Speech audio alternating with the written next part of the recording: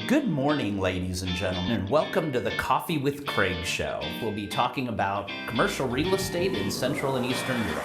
Great Thursday morning, ladies and gentlemen, and welcome to this edition of the Coffee with Craig show. We're here in Warsaw, Poland at our studio. I'm here with Winston Norman, our editor in chief. Winston, good to see you. All right, Craig, how's it going? Yeah, good, good. Welcome to the Coffee with Craig show. Thanks for having So me. I assume we have some exciting news for the day, and let's shoot right over to the headlines. Okay, thanks, Craig. Panettone is building a build-to-order factory for an industrial giant in Poland. Accolade is building a new warehouse park near Lublin. Warsaw's office market is facing a year of challenges, say Savills. And Mhm. finally, for today, construction has started on the third phase of Soho by Yarial in Warsaw. Wow, so really a good group of interesting things, and a few on the logistics side, I see, or a warehousing and production side. So, welcome all again to the Coffee with Craig show, and we are working full time on our Europa Property Baltic Real Estate Awards. We're in Sopot later today at the International Chambers of Commerce cocktail party at the Radisson Hotel in Sopot, exactly the same place that we are having our event, our Baltic Awards, on May 25th. And if you're doing any business in Poland, north of Poland, Lithuania, Latvia, Estonia, the Scandinavia, or the Nordics, you definitely want to come to this event. We have a very good international group flying in for the event. Also, some if you're looking to invest in either Central Eastern Europe, we have some opportunities there. If you want to go forward into the Baltics, or Scandinavia and Nordics, also great opportunities and good people to meet, good local operators, investors, developers, and great opportunity either way from the north or from the south to expand. Also, quite a few companies from Western Europe also coming that are already doing business in parts of that world. So that's May 25th at the Radisson Blue Hotel in Sopot on the Baltic coast. And we have a great forum in the morning, great morning forum covering office, retail, warehouse, logistics, ports, marinas, and of course the hotel sector in this, which we don't always cover, but we've had such a great response and interest in people wanting to talk about the hotels, what's available, what can you do with branding, and which brands are in the market, coming in the market. We're bringing a lot of companies that are not yet in the market in Central Eastern Europe and in the Baltics, Scandinavia, that are looking to come into the region. So we'll take a little break, and we'll jump right back over to Winston Norman with the news. Ladies and gentlemen, welcome to the Europa Property Baltic Real Estate Awards, May 25th, held in the beautiful beachside city of Sopot, which is part of the Tri-City area on the Polish Baltic coast at the Radisson Blue Hotel. Countries covered in the awards include the Baltics, Lithuania, Latvia, Estonia, Scandinavia and the Nordics, Denmark, Finland, Sweden, Norway, as well as Germany, and of course Poland. Book your tickets, sponsorships, and place your nominations now on our website, and feel free to email me for more details. So, welcome back, and Winston, great to see you, and let's hear about the news for the day. All right, Craig. So Panettone is building another factory project for a global industrial giant, which will start using this new 40,000 square meter factory by the end of the year. It's going to be built in Western Poland, and it's for home appliances, and it's for the production of home appliances, and it's investment over 80 million euros. And Marek Dobritsky, the managing director of Panettone, he says the production plants have become Panettone's specialty over the last few years, and the factory is to build to Panettone's high sustainability standards, and it'll be certified BREEAM for a rating of excellent.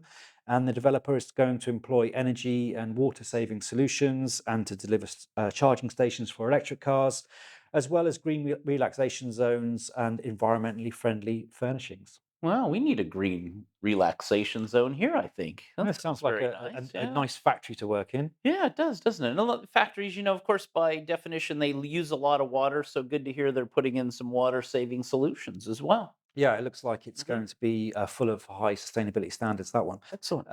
Accolade, so staying in the logistics industry, and Accolade is to build a new warehouse near Lublin. Hmm. And this is going to be in Svidnik. and it will offer 54,000 square meters of modern warehouse space, consisting of 2 buildings, and already the majority of space has been leased, around 65%, according to Accolade, to 3 companies from the manufacturing and logistics industries, and the park is scheduled for completion by the end of the year. And according to Jarek Vanuk, he's the managing director of Accolade in Poland, the potential of the region and the development of infrastructure in this part of the country have promoted us to make another investment. Staying in Poland and moving to the office sector, and Savills has released a report on the office market, and there were no new office completions in the first quarter of 2023 in Warsaw, and office take-up has fallen by 40%. And the key challenges, according to Savills, facing office tenants hoping for an economic turnaround, as forecast by Savills, include a sustainable increase in service charges, which are expected to rise by 30 to 60%, depending on the type of class of an office building. And according to Daniel Charnetsky, head of agency at Savills, he says 2023 looks set to be a year of service charge growth driven by high inflation and rising utility costs. The economic downturn is forcing tenants to take a more cautious approach to office leasing. So it's a challenging year ahead for the office market, it seems. And Yaroslav Pilch, head of office agency at Savills, continued, serviced and co-working offices are likely to be another way of getting through a difficult time or reorganizing working models completely.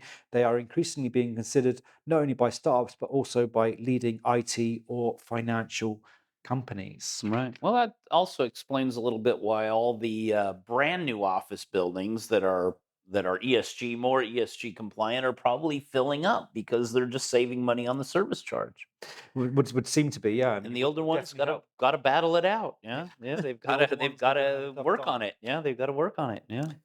And finally, for today, the third stage of the Soho by Yarrow investment project in Warsaw's Kamonik district will include 2 new residential buildings containing one contains 14 apartments and the other contains 132 standard flats. Splendor is a 4-story apartment building which will be on Minsker Street, and that will have 14 exclusive apartments. They could be quite nice additions to the Warsaw residential market. And Kardan, the second of 2 residential buildings, is a modern U-shaped apartment complex which will include 132 flats, and around 30% of these have already found buyers. And according to Jacek Zegtentela, he's the CEO of Yarrow Polska. He says Soho by Yarrow was designed with a 15-minute city urban planning concept in mind, with residents and guests being able to fill most of their needs on the spot. Upon completion, Soho by Yarrow will become a home for around 900 families. Wow, yeah, no, that's a good on Minska. That's a you're becoming a great location because of all the development. Yeah. Yeah, it's not far from us. So if you want a location close to the office, there you go. In case, well, you never know. If anyone wants a location close to our office, they can come by anytime then for a cup of coffee or coffee with Craig mug or anything like that.